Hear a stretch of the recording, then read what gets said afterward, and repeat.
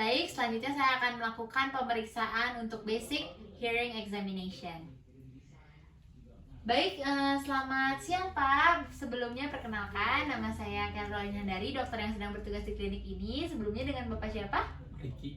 Bapak Riki, usianya berapa tahun Pak? 20 tahun. 20. Baik Pak, sebelumnya ada keluhan apa Pak datang ke sini? Akhir-akhir ini telinga kiri agak kurang. Telinga kiri kurang pendengarannya. Oke, baik. Selain itu ada gangguan keseimbangan mungkin Pak atau enggak? Enggak ya, hanya di telinga kiri saja pendengarannya berkurang. Iya. Oke, baik Pak. Kalau gitu nanti saya akan lakukan beberapa pemeriksaan untuk mengetahui kondisi Bapak lebih lanjut ya Pak ya. Mungkin ada pemeriksaan yang kurang nyaman, tapi saya akan lakukan seprofesional mungkin. Apakah Bapak bersedia? Iya. Ya, baik. Baik, sebelum melakukan pemeriksaan, saya akan mencuci tangan terlebih dahulu menggunakan masker dan kemudian menggunakan headlamp.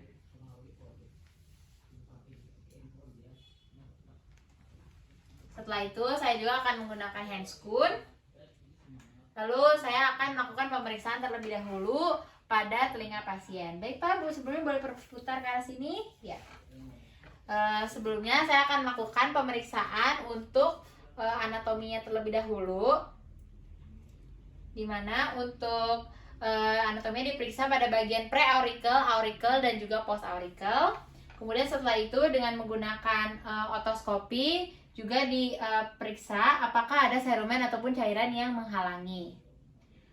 Untuk telinga kiri maka menggunakan tangan kiri yang memegang otoskopinya.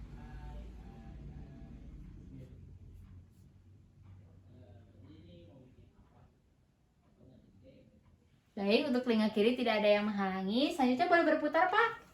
Ya. Baik, terima kasih Pak. Sama dilakukan pemeriksaan inspeksi dari pre-auricle, auricle, dan juga post-auricle. Kemudian diperiksa dengan menggunakan otoskopi dengan ditarik pada bagian pinanya.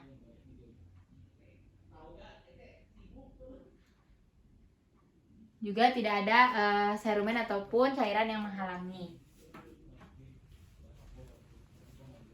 Baik Pak, selanjutnya boleh berputar. Bapak tadi keluhannya adalah di telinga yang kiri ya Pak ya? Iya. Oke, baik. Selanjutnya saya akan melakukan voice test pada telinga yang tidak dikeluhkan terlebih dahulu, yaitu pada bagian telinga yang kanan. Boleh Pak berputar ke arah sana ya? Iya.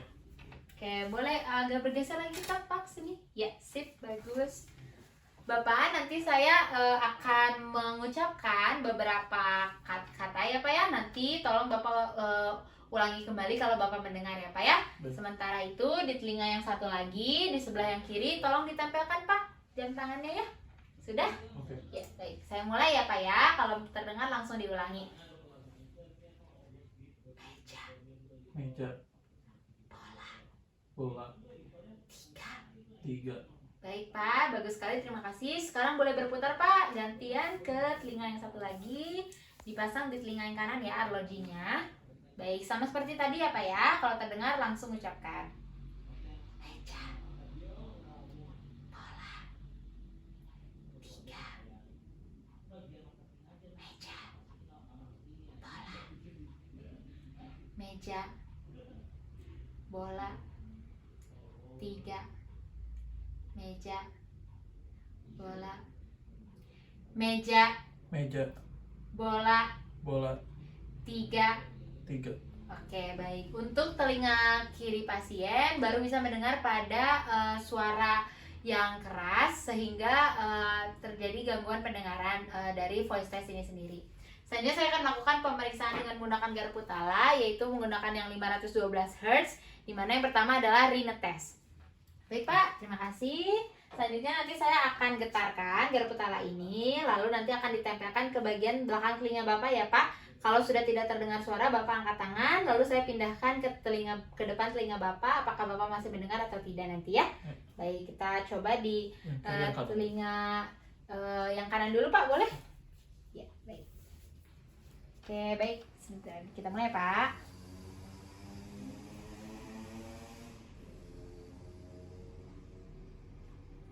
Oke, sekarang masih terdengar? Oke, masih terdengar.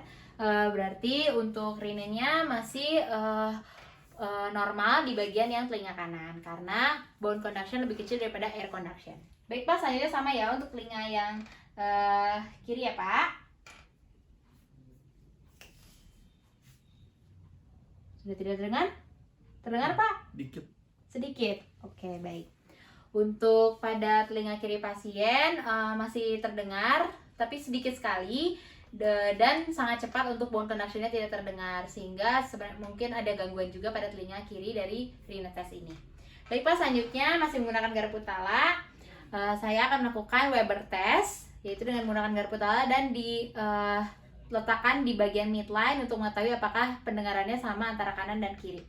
Baik Pak, selanjutnya sama, tapi nanti saya tempelkan di tengah jidat Bapak. Tolong dibandingkan ya Pak pendengarannya, apakah kanan sama dengan kiri atau lebih terdengar yang kanan atau lebih terdengar yang kiri ya Pak ya? Ya. Baik. Sama Pak, kanan dan kiri? Hanya di kanan. Hanya terdengar di kanan ya? Ya. Untuk Weber test terdapat lateralisasi ke arah kanan. Baik Pak, selanjutnya saya akan melakukan tes keseimbangan ya Pak ya. Bapak boleh berdiri. Baik, sebelah sini ya Pak ya. Baik, nah saya minta untuk kakinya diletakkan, kaki yang tidak dominan diletakkan di depan dengan tumitnya menempel Pak kepada, iya betul sekali, nempel terus. Ya. Bagus, kemudian tangannya diletakkan di dada. Ya. Oke, di dada, lalu tutup mata ya Pak ya. Coba ditahan sama 30 detik dan kemudian saya sebagai pemeriksa akan berada di samping dan juga belakang pasien untuk mengantisipasi bila terjadi jatuh atau perubahan posisi dari pasien. Baik Pak, cukup. Untuk tadi adalah pemeriksaan Romberg test, di mana Romberg testnya tidak terjadi gangguan karena pasien dapat menjaga keseimbangannya. Selanjutnya adalah tandem gait test. Baik Pak, selanjutnya sama seperti tadi, tetapi tidak usah tutup mata, tapi Bapak berjalan ya Pak ya, ke depan terus, lurus saja, pandangannya juga lurus ke depan ya Pak ya, dijaga sebisa mungkin. Oke, silakan Pak. Baik. Oke, cukup Bapak, terima kasih. Silakan duduk kembali Pak. Untuk tadi tandem gait testnya pun pasien dapat berjalan dengan seimbang sehingga tidak ada gangguan keseimbangan yang terjadi pada pasien. Selanjutnya adalah untuk interpretasi dari audiogram, di mana dari hasil audiogram di sini untuk prinsip untuk grafiknya sendiri, yang kanan adalah ditandai dengan spidol berwarna merah untuk telinga kanan, sedangkan yang kiri adalah berwarna biru. Kemudian untuk yang garis putus-putus di sini menandakan bone conduction baik kiri maupun kanan, sedangkan garis yang lurus menandakan air conduction baik kanan maupun kiri.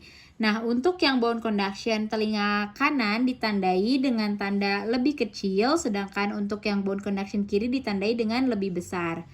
Kemudian untuk yang air conduction bagian kanan ditandai dengan lambang bulat, sedangkan air conduction bagian kiri ditandai dengan lambang X. Kemudian untuk hasil yang normal seharusnya adalah secara angka di bawah dari 25 desibel, atau secara grafik ini dapat dilihat jika di atas garis yang 25 desibel. Jadi ke atas itu untuk yang normal.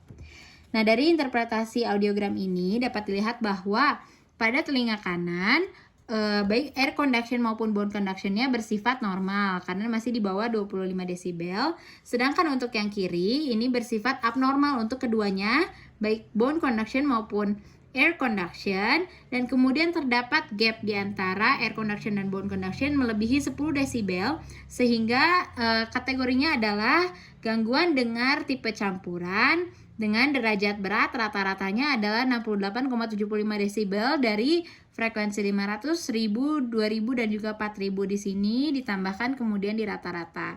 Sehingga pasien menderita gangguan dengar tipe campuran derajat berat 68,75 desibel.